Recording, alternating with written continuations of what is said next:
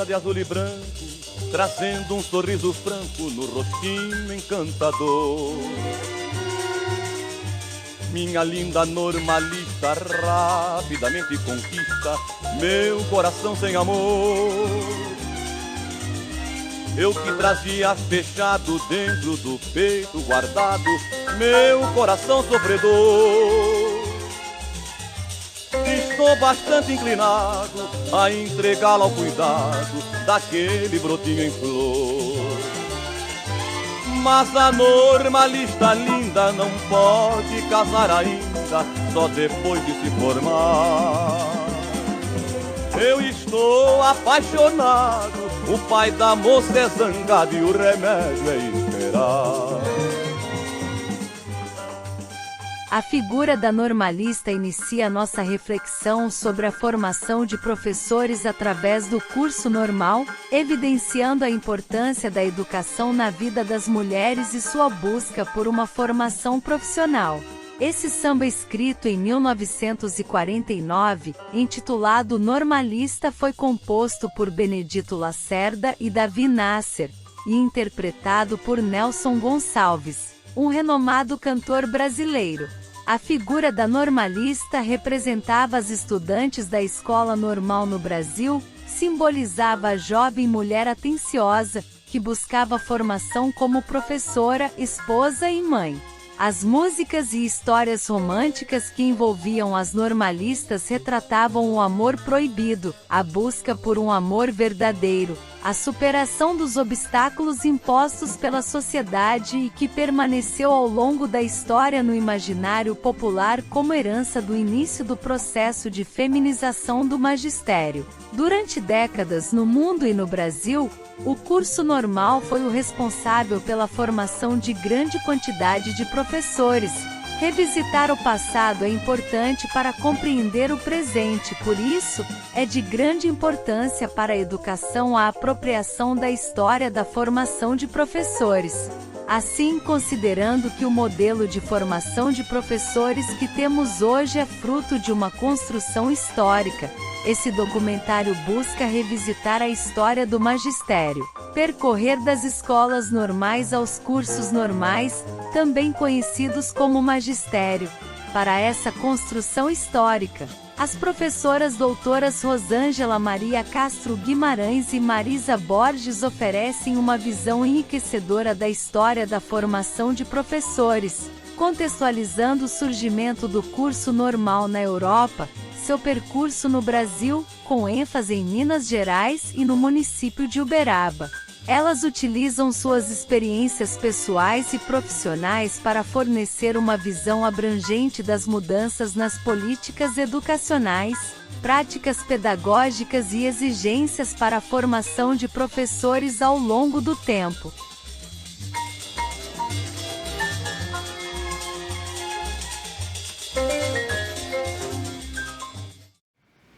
Bem, quando nós falamos de educação no Brasil, toda a inspiração brasileira, inicialmente, ela vem da Europa, né? E, no caso, em especial das escolas normais, a nossa escola normal brasileira que se implantou aqui, ela é basicamente francesa. E aí, retomando um pouco essa questão das escolas normais na Europa. A ideia da formação de professores é uma ideia até razoavelmente antiga. Ela remonta a alguns séculos antes do século XVIII. Mas é lá no século XVIII, com a Revolução Francesa, que, de fato, há um certo empenho, porque nós, na França, sob o comando de Lacanau, Lacanau era um deputado, e esse deputado, então, vai defender, na Constituinte francesa, a formação de professores, para atuarem no ensino das crianças. O político francês Joseph Lacanau destacou-se pela intervenção da instrução pública.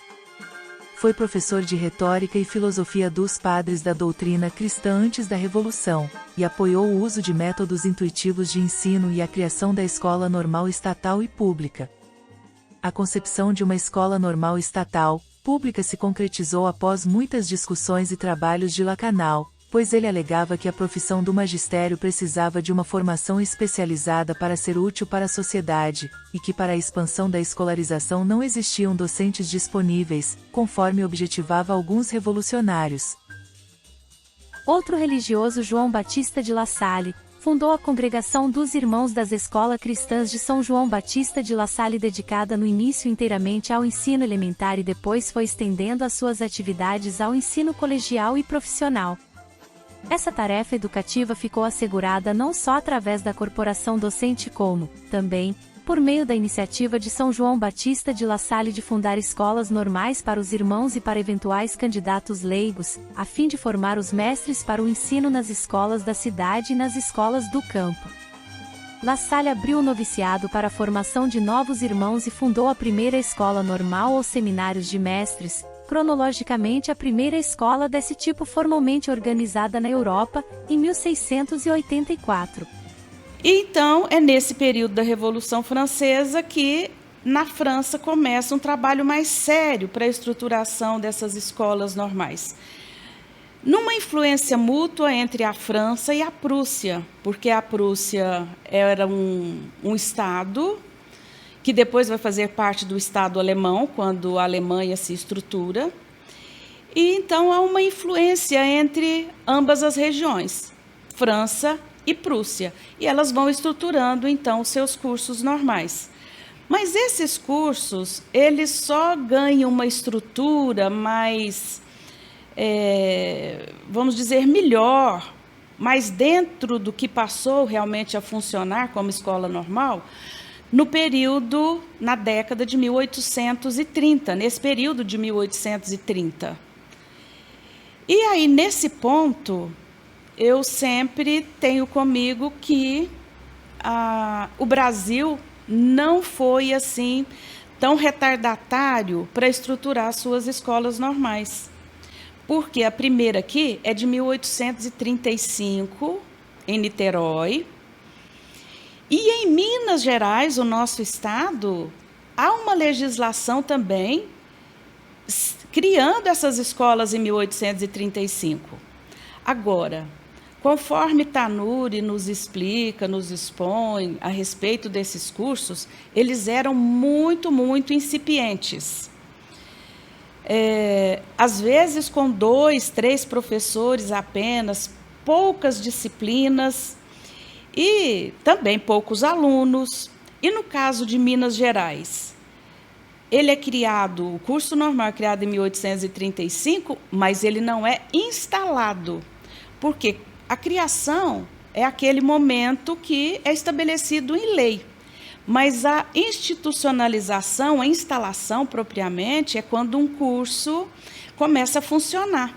O de Minas Gerais foi criado em 1835, mas depois as pessoas para atuarem nesse curso ainda foram à França saber como eles funcionavam, foram enviados pelo governo para saber como esses cursos funcionavam, para de fato serem instalados em Minas Gerais, no caso em Ouro Preto, que era a nossa capital.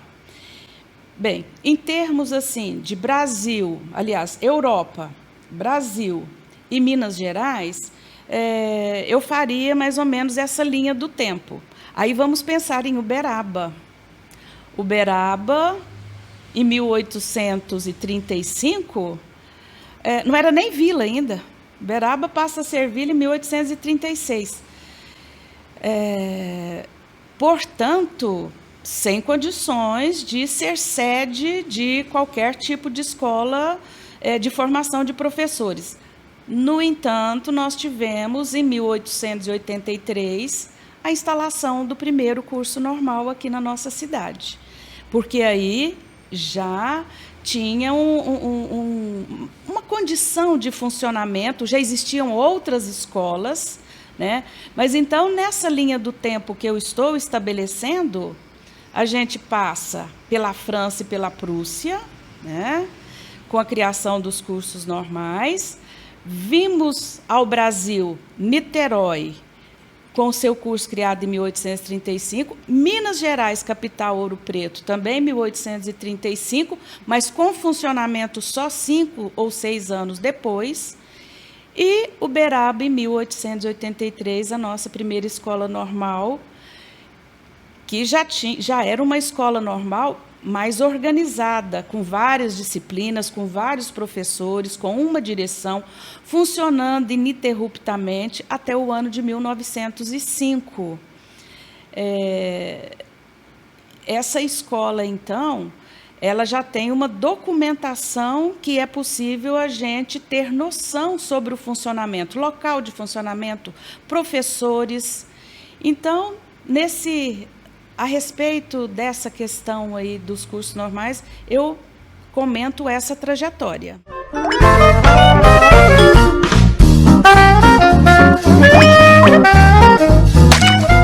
Pois é, quando nós falamos de cursos normais em Uberaba, eu estou usando o plural, cursos normais em Uberaba. Nós tivemos praticamente 3 escolas normais, oficiais, estaduais. Como assim, 3 escolas normais? Na cidade houve época que até existia essa discussão. Nós temos uma escola normal funcionando em momentos descontínuos, ou nós temos 3 escolas normais? Bem, sem entrar no mérito, mas nós temos, sim, 3 momentos de funcionamento de cursos normais, de escolas normais. O primeiro momento foi dessa escola normal de 1883 até 1905, né, que, conforme eu afirmei, já foi uma escola razoavelmente estruturada, com várias disciplinas de ensino, com os professores, com direção, com localização conhecida para o funcionamento dela, mas em 1905, o governador de Minas, alegando falta de recursos, resolveu fechar essa escola. E foi um momento que a população não gostou nada, porque Uberaba recebia várias pessoas que vinham de toda a região, do estado de Goiás, das cidades vizinhas, para fazerem o seu curso normal. Aliás, Uberaba sempre recebeu, é uma cidade que sempre teve escolas que puderam oferecer o ensino às pessoas de outras localidades onde existiam menos escolas, ou as escolas de nível médio não existiam. Então, essa escola normal, quando ela foi fechada, o governo achou por bem permitir ao Colégio Nossa Senhora das Dores que ele oferecesse o curso normal. Então, existe até uma crítica nesse sentido, de que fechou-se uma escola pública, onde as pessoas podiam estudar, as pessoas com menos recursos podiam estudar, mas deu o direito de esse curso fosse oferecido por uma escola paga, né? Deu direito a essa escola paga de oferecer o curso, o que inviabilizava para as pessoas com menos recursos. Mas assim passou a funcionar durante alguns anos, nenhuma escola pública oferecendo o curso normal na cidade, a partir de 1905, mas o Colégio Nossa Senhora das Dores, escola particular, feminina, sob o sistema de internato e externato, então passou a oferecer esse curso. Portanto, formação de professores existia na cidade, porém não oferecida pelo poder público. Na década de 20, houve, mediante o movimento escola novista, também europeu, que já tinha começado há algumas dezenas de anos antes, O movimento escolanovista é um movimento de educadores europeus e norte-americanos, organizado em fins do século XIX, que propunha uma nova compreensão das necessidades da infância e questionava a passividade na qual a criança estava condenada pela escola tradicional. O movimento da Escola Nova teve seu início, no Brasil, durante a década de 1920. Ele teve como uma de suas metas eliminar o ensino tradicional que mantinha fins puramente individualistas, pois buscava princípios da ação, solidariedade e cooperação social. Em Uberaba, assim como em várias cidades de Minas, patrocinada, é claro, pelo governo do estado, reabriu-se uma escola normal, lá em 1928. E essa escola normal funcionou até 1938. É uma escola normal que, embora tenha funcionado poucos anos, ela tem uma história muito significativa e importante. Por quê? É uma escola que funcionou a partir de metodologias ativas. Atualmente a gente fala muito nas metodologias ativas, mas a metodologia ativa não é coisa recente. As metodologias ativas surgiram no contexto da Europa e dos Estados Unidos no final do século XIX. Portanto, logo no início do século XX, essa ideia, das escolas ativas, ou escolas novas, ou movimento escola novista, ele já estava presente aqui no Brasil. E essa escola, então, funcionou sob esse método.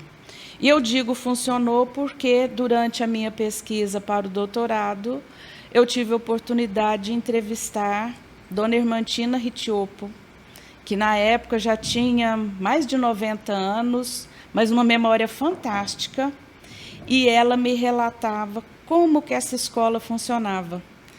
Então, e nós temos a legislação mineira que traz todas, vamos dizer assim, as normas de funcionamento.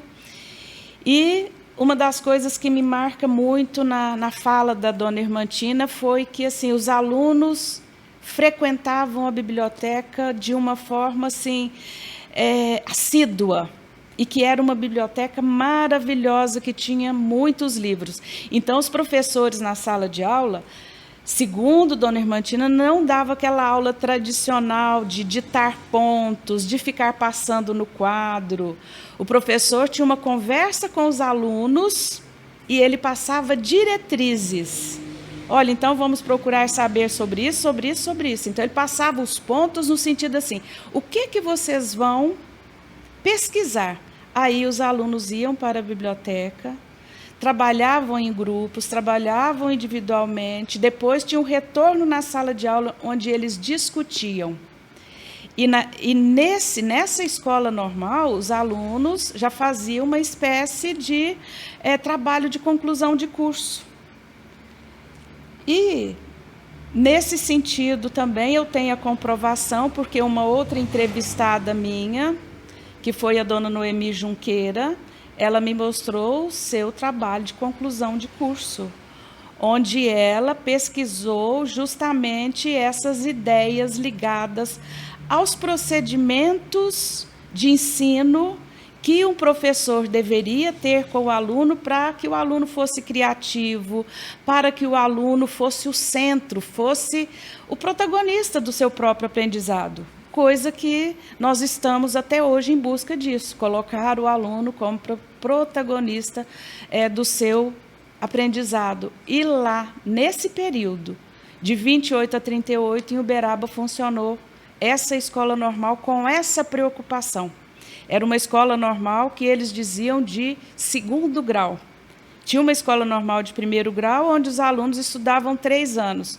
Na escola normal de segundo grau, elas estudavam mais alguns anos para se formarem como professoras que podiam atuar, não só com as crianças, vamos dizer, como hoje assim, nós temos a educação infantil e o Fundamental 1, então, quem fazia o primeiro grau podia trabalhar com as crianças menores, mas quem fazia o normal de segundo grau poderia trabalhar até no próprio curso normal. Essa escola, pelo que eu ouvi dessas duas ex-alunas, pela documentação que a legislação que o Estado de Minas Gerais estabeleceu, foi, vamos dizer assim, um momento de maior organização, avanço que a escola normal possibilitou. Infelizmente, em 1938, essa escola foi fechada também em Uberaba. Mais um momento de revolta da população contra o governo mineiro, né? E essa escola, aliás, Uberaba só voltou a ter escola normal em 1948, quando reabriu a Escola Normal Oficial de Uberaba. E sobre essa escola também eu entrevistei várias ex-alunas. Foi um momento de entusiasmo na cidade, elas atuaram como professoras, como diretoras de escola, enfim, formaram e trabalharam na educação aqui em Uberaba. Porém, o meu sentimento, a minha percepção como pessoa que pesquisou sobre os funcionamentos desses dois momentos de escolas normais em Uberaba, essa escola normal de 1928 a 38, ela funcionou de uma forma não tradicional, porque depois essa que reabriu em 1948, ela vai funcionar de uma forma muito tradicional, em que o professor passava o resumo da matéria no quadro, e isso eu pude perceber porque nas minhas pesquisas eu tive em mãos o caderno da Ineida Madeira, que foi uma das alunas, e nesse caderno ela tinha os pontos passados pela professora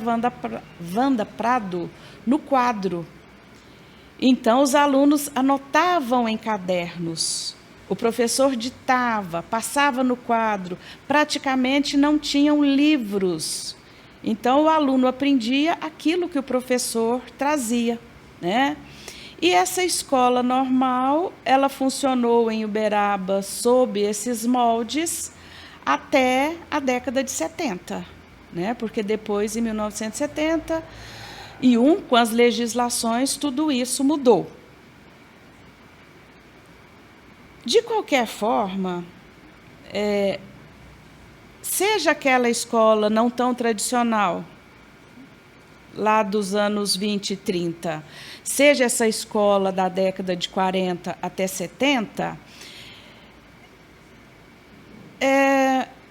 os professores que formaram nesses lugares, nesses momentos, eles retornavam ou para suas cidades, porque vinham muitos de fora, né? Eu sou de fora, eu sou de Pirajuba. Então, quando eu entrei na escola, eu fui alfabetizada e os meus primeiros anos escolares foram com professoras normalistas que estudaram na Escola Normal Oficial Professor Leôncio Ferreira do Amaral, né, que é essa escola que reabriu aqui em 48, abriu sob a direção desse professor e passou a ter o nome desse professor na década de 60.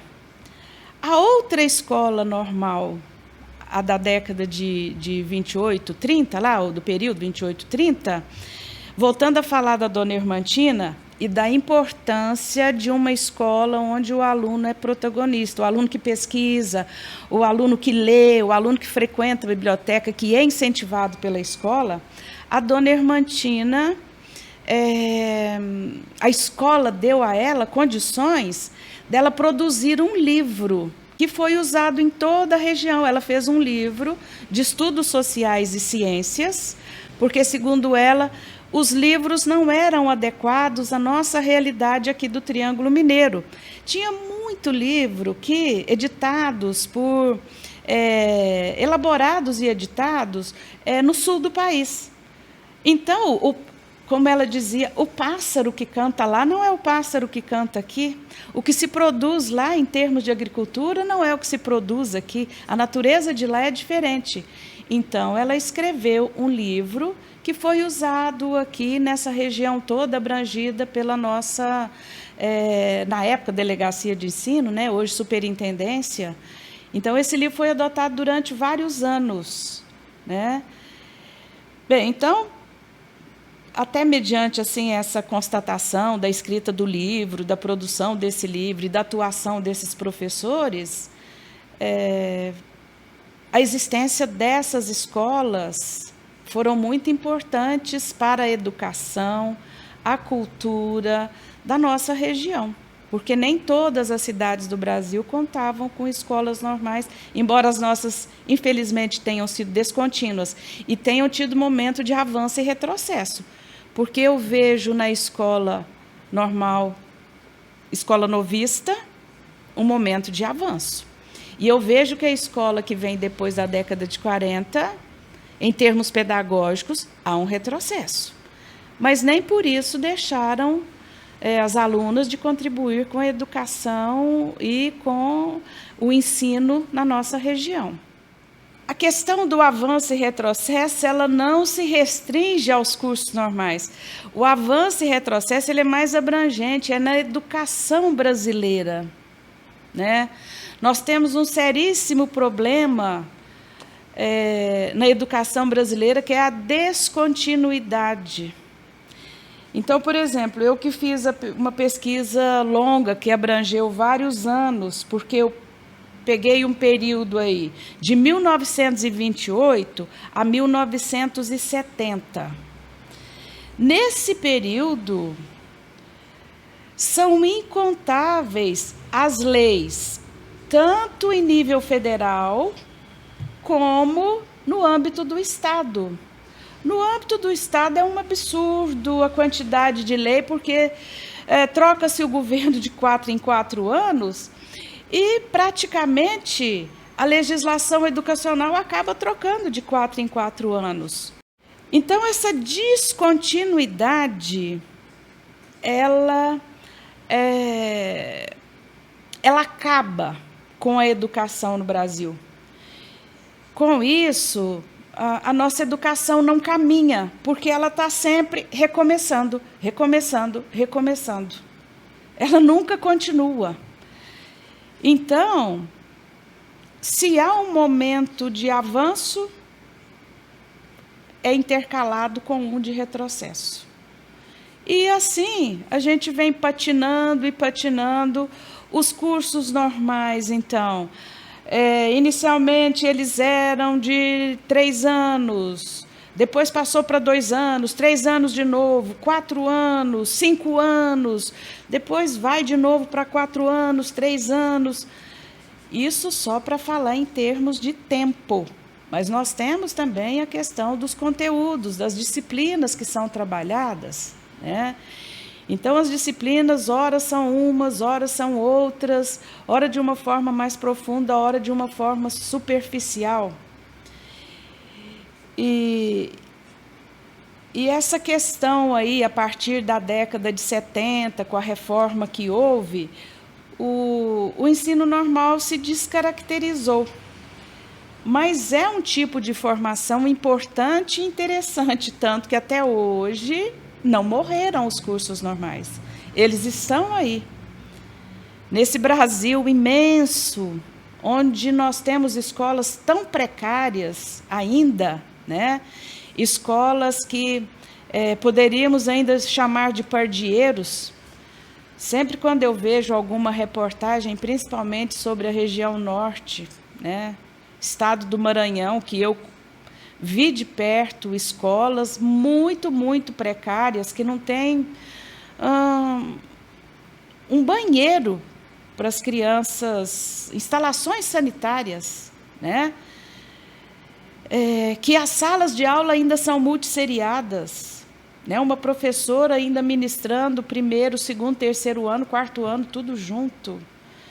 Isso é assim, a gente que lida com a educação, eu sinto, sinceramente, eu sinto uma dor, no coração quando eu vejo que isso ainda acontece no Brasil, essa precariedade toda. E se faltam instalações, faltam professores também, né?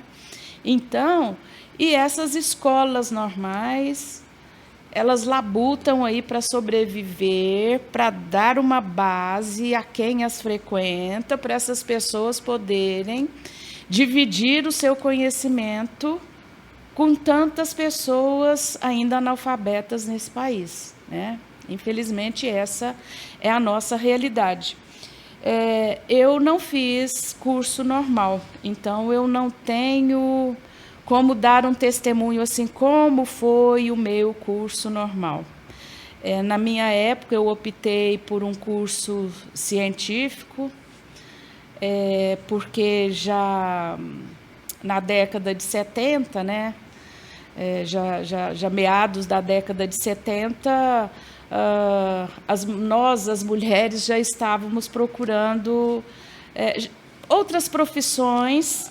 Houve uma época, lá na década de 60, 50, 60, que o curso normal era chamado de curso espera-marido, porque as meninas, às vezes já tinham namorado, às vezes estavam noivas, mas esperando a data do casamento, iam estudando.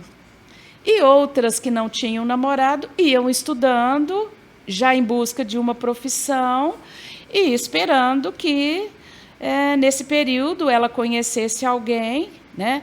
Mas, a partir da década de 60, então, em que as mulheres já foram mais liberadas pelas revoluções aí, sexual e outros benefícios, e a busca da mulher pelo seu lugar, né, na sociedade, não é por um lugar, não, é pelo seu lugar na sociedade. Então, deixou de ter essa conotação. Ser professora é uma profissão como outra qualquer, mas a mulher não precisa ser apenas professora para ter uma profissão. Ela pode ser, conforme a gente vem dizendo, nós podemos ser o que nós quisermos, né? Mas naquela época, então, lá da década de 70, já com essa possibilidade da gente buscar outras coisas, eu pensei de buscar outra profissão. Mas não vou entrar em detalhes, o destino acabou me levando para a sala de aula. Então, me tornei professora e, como professora, cheguei a atuar num curso de magistério. Eu sempre trabalhei no município, sou aposentada pelo município de Uberaba, e na década de 80, as duas escolas municipais, Santa Maria e Boa Vista, tiveram seus cursos de magistério, que eram em nível de 2º grau, e eu trabalhei lecionando História Instrumental. Era uma disciplina em que nós que lecionamos História Instrumental, Geografia Instrumental, as disciplinas instrumentais eram no sentido de instrumentalizar o futuro professor, a futura professora, para atuar na sala de aula. Então, nós trabalhávamos com os conteúdos e com as dinâmicas, os recursos, as técnicas que o futuro professor aplicaria na sala de aula. Eu diria que esses cursos valeram a pena ser ofertados na época também, porque várias de nossas alunas ainda estão atuando na educação do município, do estado, em universidades. Muitas deram continuidade, né? Fizeram seus cursos de pedagogia depois, fizeram pós-graduação. Então, eu percebo assim que os cursos normais contribuíram no passado, têm contribuído no presente, né? Porque quem ingressa num curso normal, ele sai instrumentalizado para atuar em alguns níveis de educação, do Fundamental 1, educação infantil, mas a pessoa dá continuidade, vai fazer o seu curso de pedagogia e, a partir dessa base que ela obteve nesses cursos normais, que existem ainda em vários locais no Brasil, inclusive aqui em Uberaba, né? São cursos que talvez o que precisaria fosse um pouco mais de apoio dos governos, né?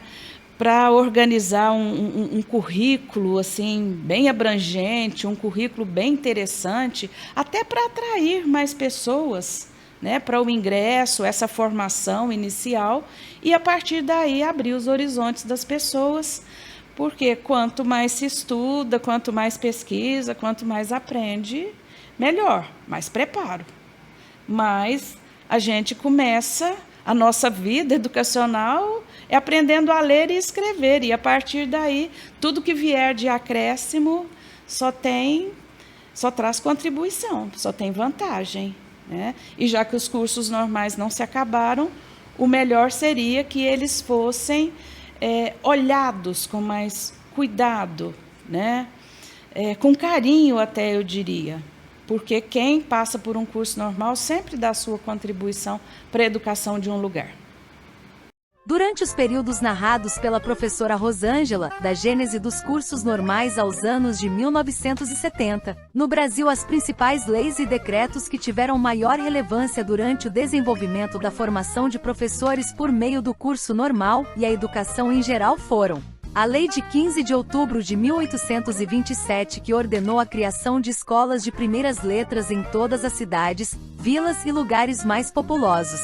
O Decreto-Lei nº 8.530, de 1946, Lei Orgânica do Ensino Normal. O curso normal foi regulamentado originalmente pela lei ao longo dos anos. A Lei nº 4.024, de 1961, Primeira Lei de Diretrizes e Bases da Educação Nacional, LDB, que estabeleceu as bases da organização do sistema educacional brasileiro, e a Lei nº 5.540, de 1968, que estabeleceu que a formação de todos os professores de nível médio deveria se dar em nível superior.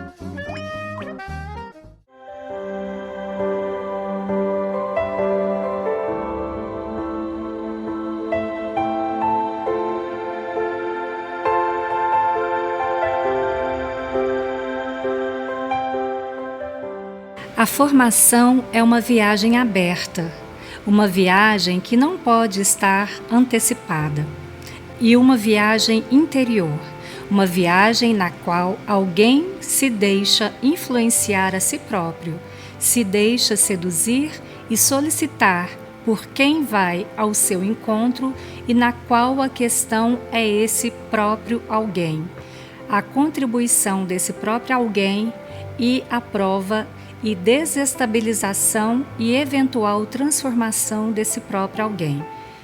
Quem escreveu essa citação foi um grande autor chamado Jorge La Roça. Esse autor ele nos faz pensar sobre a questão da formação de professores numa perspectiva de uma experiência, de algo que nos atravessa, de algo que nos possibilita ir ao encontro de nós mesmos. E partindo dessa citação, dos estudos de Jorge La Roça acerca da formação de professores, acerca da experiência, o meu objetivo aqui hoje é relatar um pouquinho sobre a minha travessia na formação inicial que se deu no curso de magistério na Escola Estadual Marechal de Alencar Castelo Branco. O decreto número 12.866 mudava, em 31 de julho de 1970, o nome da instituição, de Colégio Estadual Professor Leôncio Ferreira do Amaral para Colégio Estadual Marechal Humberto de Alencar Castelo Branco, em homenagem ao Presidente da República. Logo depois, 1974, em virtude da abolição dos colégios no estado de Minas Gerais, o nome é alterado para Escola Estadual Marechal Humberto de Alencar Castelo Branco, vigente até os dias atuais. Em meados de 1984, essa escola é situada aqui em Uberaba, no estado de Minas Gerais, e à medida que eu for relatando um pouquinho sobre a minha travessia, nós vamos tentar trazer também alguns elementos teóricos para que possamos entender, de certa maneira, como que as questões legais, como a conjuntura política e econômica impacta profundamente na política de formação de professores. Então, eu escolhi para falar um pouquinho com vocês, fazendo um recorte temporal a partir dos anos de 1970. Por que os anos de 1970? Porque considerando que a minha formação se deu no período de 1984 até 1986, a minha formação foi fundamentada pela Lei 5692/71. A reforma do ensino originou-se na Lei nº 5.692 em 1971, e o curso normal e os institutos de educação, até então responsáveis em formar o professor para séries iniciais, deixa de existir. Então a formação docente para esse nível de ensino passa a ser responsabilidade, de acordo com a lei, das escolas de segundo graus, nas chamadas habilitações de magistério, configurando mais uma modalidade de ensino técnico profissionalizante. Lei que trouxe as diretrizes e bases para a educação naquele período. E no início ali dos anos 70, nós estávamos vivenciando forte regime militar, tendo em vista o golpe que nós tivemos no nosso país em 1964. O golpe de Estado no Brasil em 1964 foi a deposição do presidente brasileiro João Goulart por um golpe militar de 31 de março a 1º de abril de 1964, pondo fim à Quarta República, de 1946 a 1964, e iniciando a ditadura militar brasileira, de 1964 a 1985. Então, nós estávamos vivendo um período de grande repressão, nós vivemos um período de uma ditadura militar extremamente significativa no que diz respeito a uma reorganização do nosso Estado, dando um significado de muita repressão, de muito controle, onde nós tivemos também na nossa sociedade um grande impacto também na nossa educação. E essa lei, a 5692/71, ela traz elementos muito parecidos com aquilo que estava sendo posto no nosso país nessa época. Então, nós vivemos num período em que essa lei trazia uma forte visão tecnicista, uma visão positivista acerca do processo de ensino-aprendizagem. A pedagogia tecnicista significa a objetivação, ou seria a objetificação, do trabalho educacional. Se na pedagogia tradicional o ensino toma como centro o professor, e na pedagogia escolanovista o foco é o aluno, na pedagogia tecnicista o elemento central são os métodos e técnicas. Estes, sendo objetivos, a partir de então, organizam o processo educacional, que não é mais subjetivado, ou seja, não é mais determinado pela liberdade dos sujeitos da relação pedagógica, sejam o docente ou os discentes. Nós percebemos também que essa lei impôs na estrutura das escolas um regime hierárquico, burocrático, onde alguns planejavam para que outros pudessem executar. Uma lei extremamente ligada à teoria do capital humano, relacionado com o cidadão produtivo, o cidadão onde precisava de se apropriar de determinados conteúdos para que ele pudesse produzir, para que ele pudesse fazer com que o país viesse a ter um progresso. Enfim, uma lei que impôs uma certa postura tecnicista, aonde não havia criticidade, aonde não havia reflexão, aonde a ênfase era muito voltada para a questão do planejamento, dos objetivos, da avaliação, de uma situação, lembrando um pouco Paulo Freire, de um modelo de uma educação extremamente bancária, onde o professor depositava todo o conteúdo de forma totalmente acrítica e onde cabia ao aluno receber todo esse conteúdo sem qualquer reflexão, sem qualquer crítica. E quando eu fui, realizar os meus estudos na escola aqui no Castelo Branco, que foi considerada anteriormente a escola normal, e depois nós tivemos uma mudança de nomenclatura, onde nós íamos fazer o curso do magistério, eu me deparei justamente com essa situação. Mas é importante aqui eu deixar bem claro para vocês que eu não tinha clareza de tudo isso que eu estou falando para vocês hoje. Eu era uma menina que tinha 14 anos de idade, mais ou menos, e resolvi ir cursar o magistério por influência da minha mãe, que mesmo sendo uma costureira, ela entendia que a melhor profissão para nós mulheres era o magistério, porque ela sempre dizia: minha filha, você vai poder trabalhar e ainda cuidar da casa. Porque o magistério, depois os estudos apontam isso para nós, que o magistério ele se tornou naturalmente uma profissão extremamente voltado para o público feminino. A Marisa Wohaber também traz para a gente esse conceito de feminilidade da profissão do magistério, porque se entendia que para lidar com as crianças que naquela época estudavam no primário, de 1ª a 4ª série, deveria ser mulher, porque a mulher ela é dócil, a mulher é paciente, a mulher é amorosa, e também a mulher estava mais sujeita a receber um salário menor do que os homens. Porque antes de nós termos esse movimento forte da inserção das mulheres no magistério, antes dos anos 50, nós vamos ver que era uma profissão basicamente masculina. É bem verdade que nós tivemos no período colonial aquelas mestras,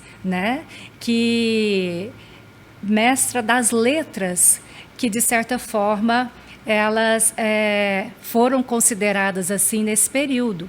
Mas basicamente quem cuidava mesmo do ensino eram os homens.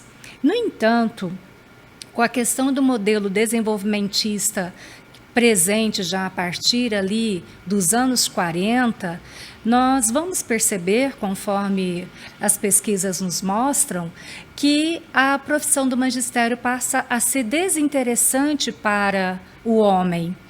E aí há um certo movimento onde as mulheres, então, passam a cursar as escolas normais para que elas pudessem, então, se formar e, obviamente, poderem atuar no mercado de trabalho junto às crianças do ensino primário.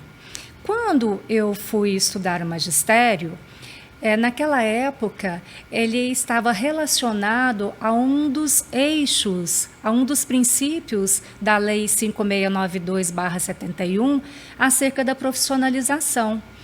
Nós não utilizávamos naquela época o termo ensino médio. O ensino médio ele passa a ser adotado a partir da Lei 93/94, de 1996, Lei de Diretrizes e Bases da Educação Nacional.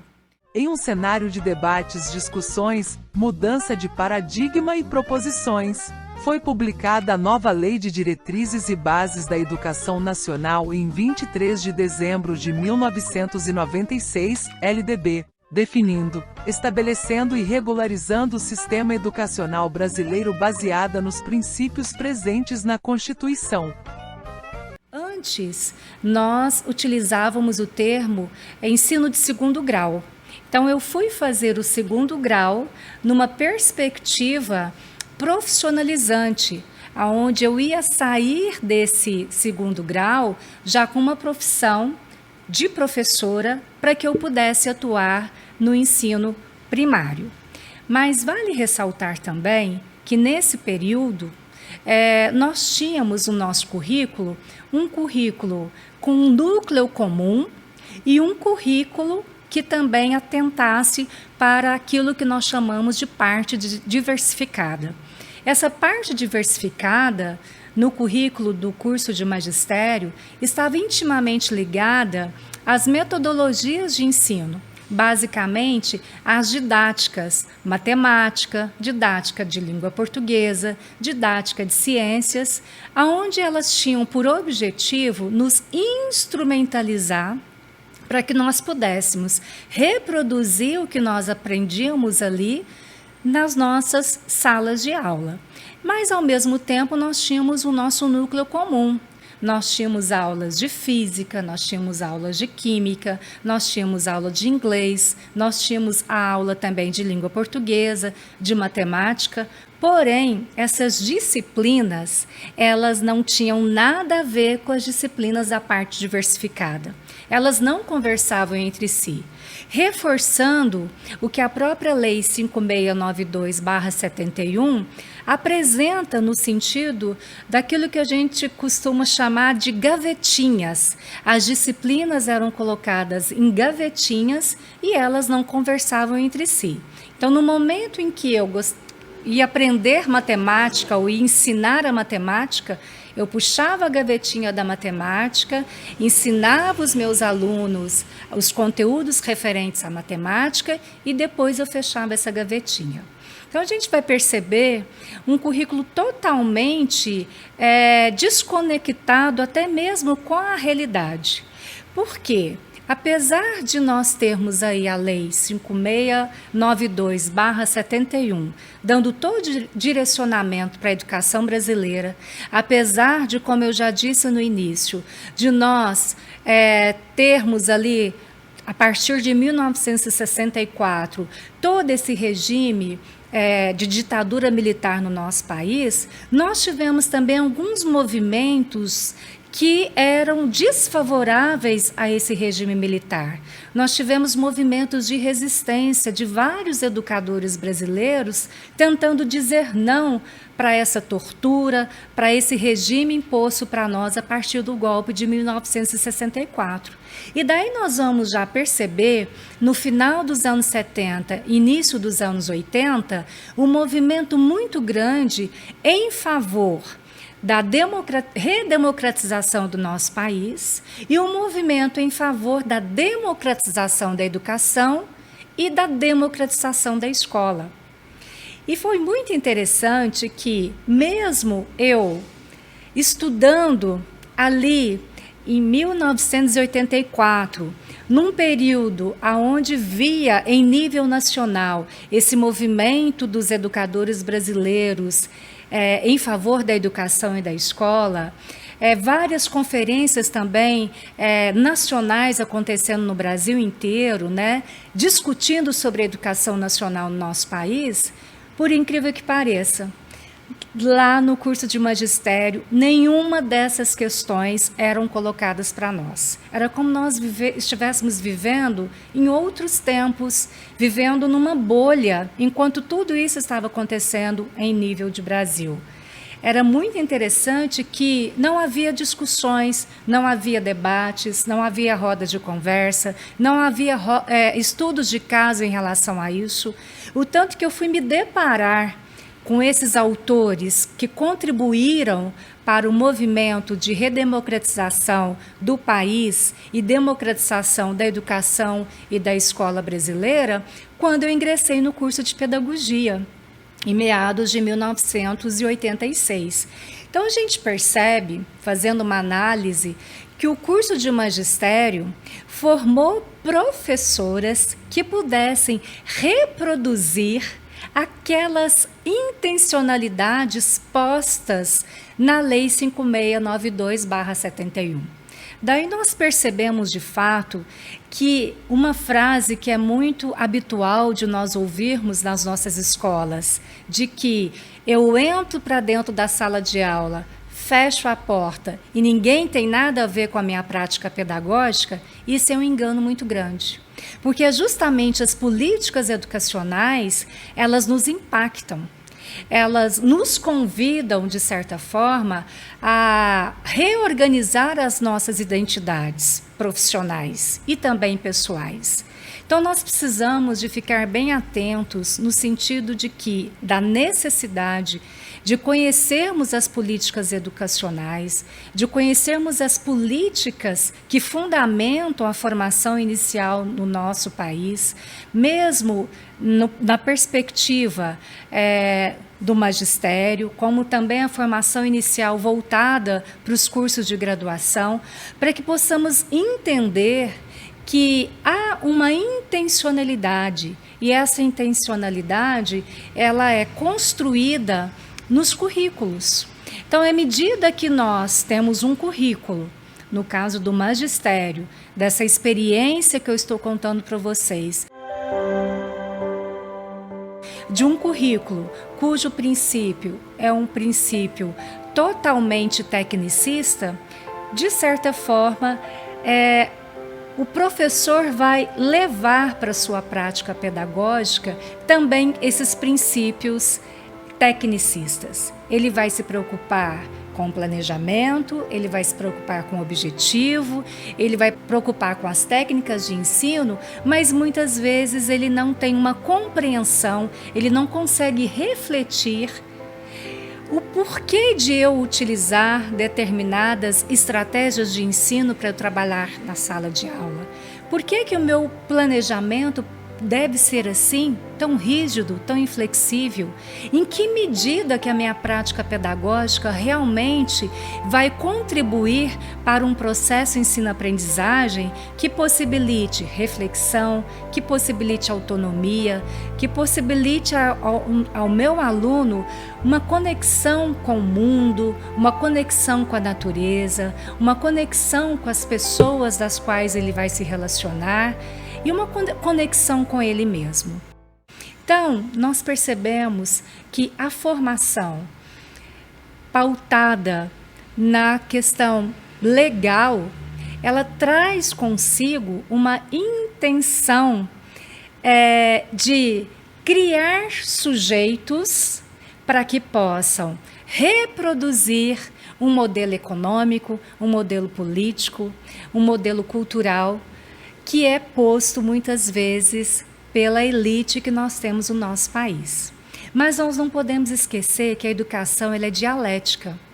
A educação ela apresenta situações para que a gente possa entender que a sociedade ela tem as suas contradições. Então, nós temos também possibilidades de transformar a nossa sociedade no momento em que nós transformamos pessoas, porque são as pessoas que transformam o mundo. Então, nós trazemos aí para a gente pensar também um pouco os ensinamentos do professor Paulo Freire. Eu fui formada por meio de uma educação bancária, por meio de um paradigma tecnicista. Eu fui formada por meio de instrumentos onde não me levavam a pensar sobre, e muitas vezes, as minhas primeiras experiências como professora, eu não sabia o que fazer. Eu achava que simplesmente o fato de eu levar flanelógrafo, de eu levar historinhas, de eu levar aquele quadro Valor de Lugar, que os meus meninos, os meus alunos iriam aprender. Porque eu fui ensinada muito mais no movimento de tentativa e erro. As questões teóricas de como a criança aprende, as questões teóricas que envolvem o desenvolvimento infantil na perspectiva de Piaget, de Vygotsky, de Vallon. Os psicólogos Piaget e Vallon focaram suas análises sobre o desenvolvimento cognitivo e afetivo do nascimento à adolescência. Já Vygotsky pensou o desenvolvimento e aprendizagem como algo que ocorre por toda a vida. Para Piaget, conhecimento é construído do individual para o social. Eu não tive nada disso, nós não tínhamos nada disso no período do magistério, aqui nos anos 80, na cidade de Uberaba, nessa escola que eu frequentei. Eu fui me deparar com esses ensinamentos, com essas teorias, como eu já disse aqui, quero reiterar, no curso de pedagogia.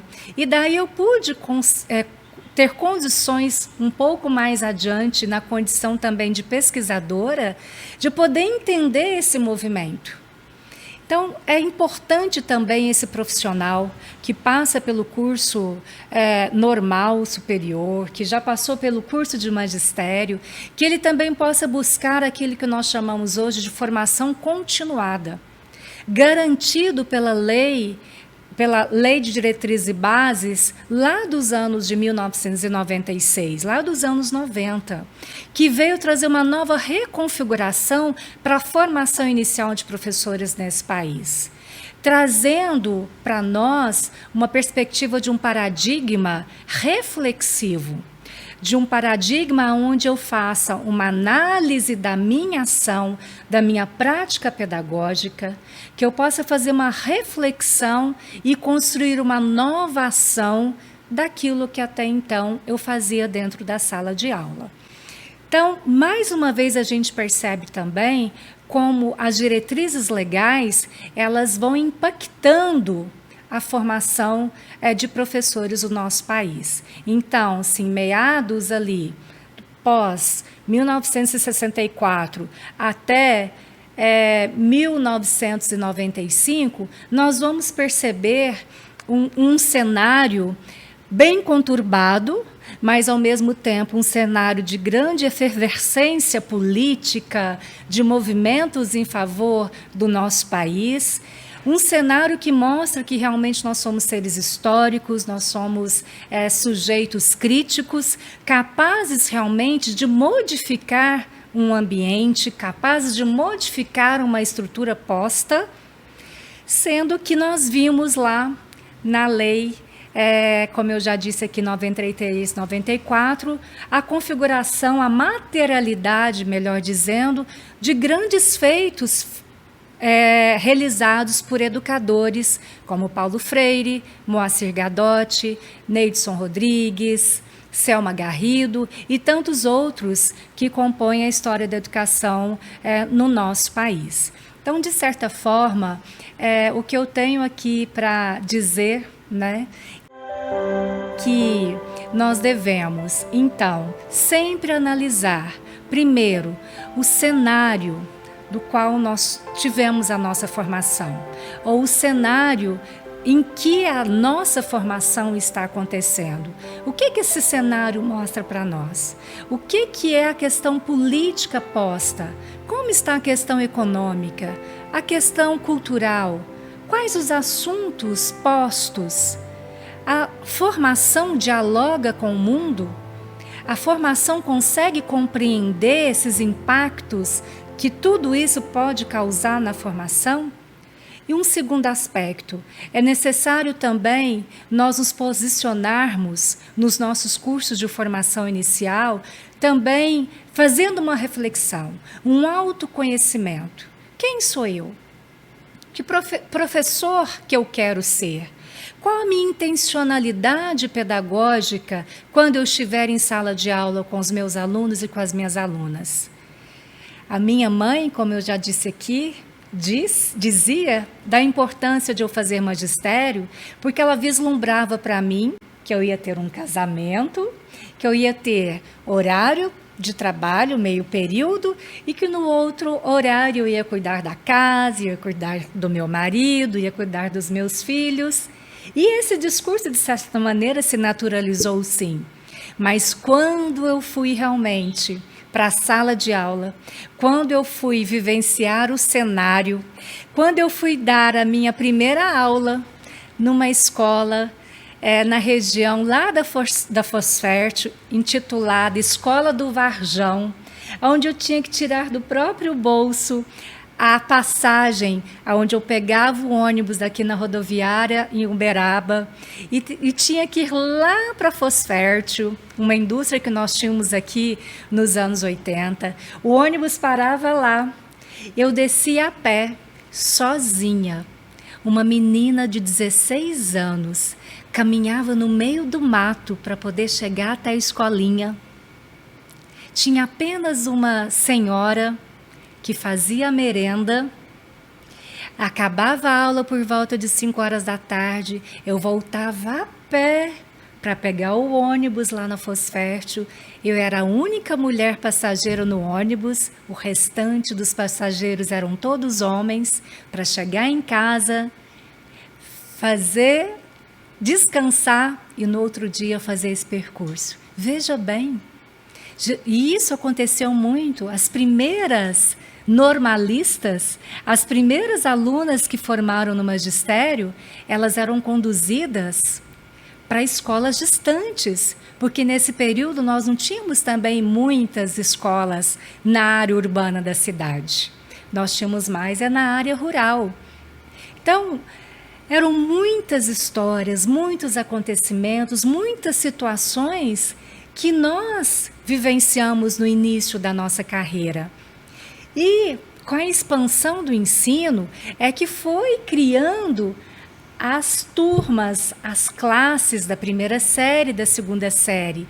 Mas na minha primeira experiência como professora, eu precisava ministrar aula para alunos da primeira série, para alunos da segunda, da terceira e da quarta série, na mesma sala, no mesmo espaço.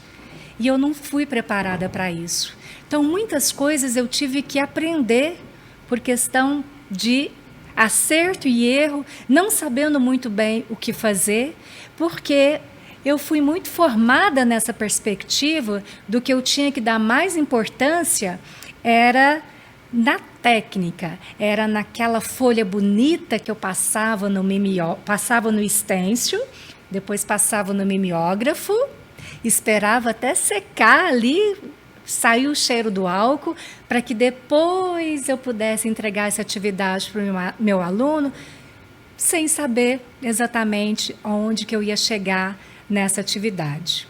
Mas quando eu faço esse relato, eu não estou aqui julgando os meus professores do curso do magistério, não é isso. As pesquisas também mostram para nós que eles ensinavam da forma que também eles foram formados. Eles foram formados também dentro do paradigma tecnicista. Então, nós que somos uberabenses, nós tivemos aqui um grande professor de língua portuguesa, o professor Agrelli. Por sinal, ele foi professor no curso de magistério aqui da Escola Castelo Branco. E o professor Agrelli, ele também ministrava suas aulas partindo da formação inicial que ele teve também. Então, nós pudemos perceber, anos depois, da importância também da formação pedagógica para esses professores que ministravam as aulas para os cursos de magistério. Então, vale ressaltar isso, que as nossas memórias, as nossas histórias, elas devem ser refletidas, elas devem ser trazidas para o campo da educação, para que se tornem também objetos de estudo, para que nós possamos compreender todos esses movimentos de formação, principalmente inicial, né, da formação especificamente do magistério, no sentido de que a gente também possa trazer novas reconfigurações, novas propostas para cursos futuros no aspecto da formação inicial. Então, é muito importante nós nos atentarmos para vários discursos que foram colocados, de que o magistério ele vai além dessa profissão que muitos pensam, que é uma profissão própria para a mulher, porque a mulher é mais amável. Ela, de fato, é uma profissão que exige uma valorização, que exige uma profissionalização, que exige principalmente um desenvolvimento profissional dessas professoras que fizeram história partindo da sua formação dos cursos de magistério. Então, eu espero que essa história que eu trouxe para vocês possa, de certa maneira, contribuir para as discussões em sala de aula, para as discussões em cursos de licenciaturas, da própria pedagogia, no sentido que é extremamente importante nós conhecermos as trajetórias, as histórias de quem faz história no país, no estado e na nossa cidade. Principais resoluções e documentos que nortearam o curso normal após a LDB 96 no Brasil, Minas Gerais e Uberaba. Resolução CNE-ARCEB número 02, de 1997, dispõe sobre os programas especiais de formação pedagógica de docentes para as disciplinas do currículo do ensino fundamental, do ensino médio e da educação profissional em nível médio, curso normal em nível médio. Resolução SEB número 2, de 1999, instituiu as diretrizes curriculares nacionais para a formação de docentes da educação infantil e dos anos iniciais do ensino fundamental, em nível médio, na modalidade normal. Parecer CNE-ARCEB número 9 de 2001, trata das diretrizes curriculares nacionais para a formação de professores da educação básica, em nível médio, na modalidade normal. Plano Decenal Municipal de Educação Uberaba de 2006 a 2015 e de 2015 a 2024. Documento orientador de todas as políticas de educação do município de Uberaba. Resolução CNE-ARCP número janeiro de 2015, estabelece as diretrizes curriculares nacionais para a formação de professores da educação básica, em nível superior, curso de licenciatura, de graduação plena. Resolução CNE-ARCP número 2, de 2015, estabelece as diretrizes curriculares nacionais para a formação inicial em nível superior, cursos de licenciatura, cursos de formação pedagógica para graduados e cursos de segunda licenciatura, e para a formação continuada. Documento orientador do curso normal em nível médio. Professor de educação infantil orienta as escolas estaduais e as superintendências regionais de ensino, SRE, sobre o funcionamento do curso normal em nível médio. Professor de educação infantil da Secretaria de Estado de Educação de Minas Gerais. Com a promulgação da LDB número 9.394/96 ocorreu avanços significativos na formação de professores no Brasil, que afetaram diretamente o curso normal em Minas Gerais e Uberaba, como o estabelecimento e a elevação da formação do professor da educação básica para nível superior, com o objetivo de garantir uma formação mais qualificada para os professores.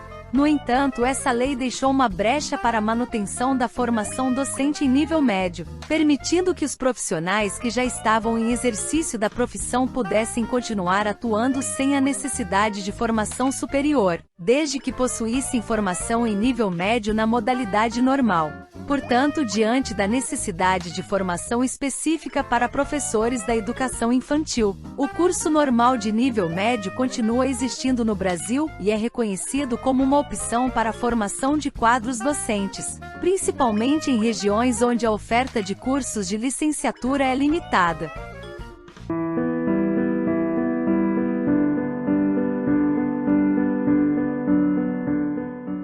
Ninguém nega o valor da educação e que um bom professor é imprescindível.